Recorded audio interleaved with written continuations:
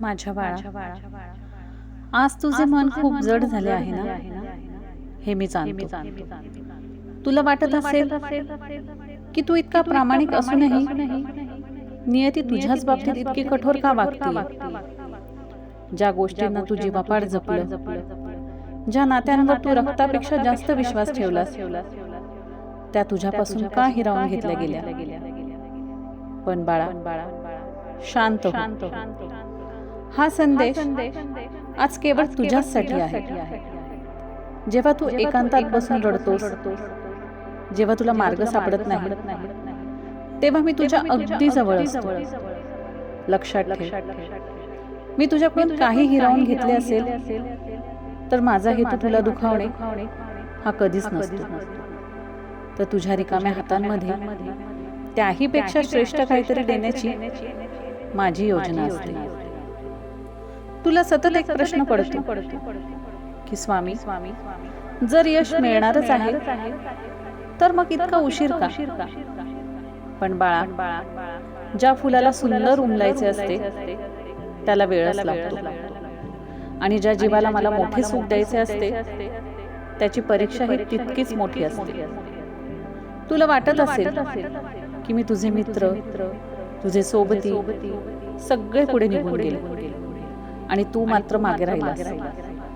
पण लक्षात घे, प्रत्येकाच्या प्रवासाची वेळ वेगळी असते. काही झाडे पटकन वाढतात पण ती वादळात टिकत नाही. मी सध्या तुझी मुळे आतून मजबूत करतोय. मी तुला असा वटवृक्ष बनवतोय जो भविष्यात येणाऱ्या कोणत्याही संकटात स्थिर अचल राहील. आणि हा उशीर म्हणजे नकार नाही, तर ही तुझ्या सुंदर भविष्याची पूर्वतयारी आहे. बाळा, तू स्वतःला कधीच सामान्य समजू नकोस, कारण तुझे सगळे चांगलेच होणार आहे. कारण तू माझं लेकरू आहेस. सोने जेव्हा आगीत तापते तेव्हाच त्याला खरी चमक येते. आज तुझ्या परिस्थितीतून जात आहेस, जो अंधार तुला भोवती दिसत आहे तो कायमचा राहणार नाही. कारण मी तुझ्यासाठी प्रकाशाची एक नवी वाट तयार करत आहे. ज्या लोकांनी तुझा अपमान केला, ज्यांनी तुझ्या शांततेचा गैरफायदा घेतला, त्यांना उद्या तुझ्यातला झालेला मोठा बदल आश्चर्यचकित करेल.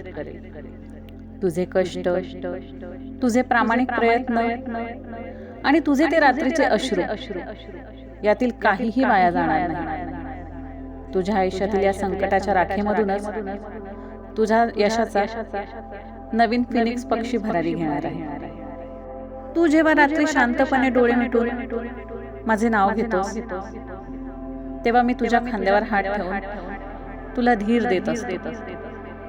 तू जगाच्या नजरेत एकटा असशील, पण माझ्या नजरेत तू माझे सर्वात प्रिय बाळ आहेस.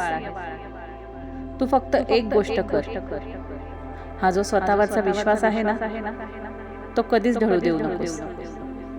कारण ज्या क्षणी तू स्वतःवरचा विश्वास गमावतोस त्या क्षणी तुझी शक्ती क्षीण होऊ लागते. आणि मला माझं लेकरू कधीच हतबल झालेलं पाहायचं नाही. परिस्थिती कितीही विपरीत असली तरी माझे स्वामी माझ्या सोबत आहे हा विश्वास मनात ठेव.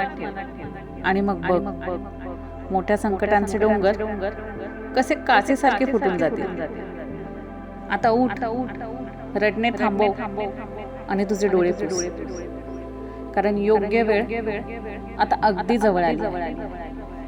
तुझे ते गेलेले सुख, तुझी ती हरवलेली शांतता आणि तुझा हरवलेला सन्मान, हे सगळं तुला व्याजासकट परत मिळणार आहे. तुझ्या घरामध्ये पुन्हा हसू उमटणार आहे आणि तुझ्या चेहऱ्यावरची चमक पुन्हा परतणार आहे. जे तुझे आहे ते तुझ्याकडे चालत येत आहे. आणि या ब्रह्मांडात कुणाचीही ताकद नाही की जे ते तुझ्यापासून रोखू शकेल. कारण आता तुझ्या पाठीशी या विश्वाचा स्वामी उभा आहे. विश्वास ठेव बाळा, तुझे कल्याणच होईल. तू फक्त तुझे कर्म करत राहा, बाकी सर्व मी सांभाळून घेईन. स्वामी भक्तांनो, स्वामींचा आश्वस्त करणारा संदेश जर तुमच्या मनाला भिडला असेल तर कमेंटमध्ये श्री स्वामी समर्थ नक्की लिहा.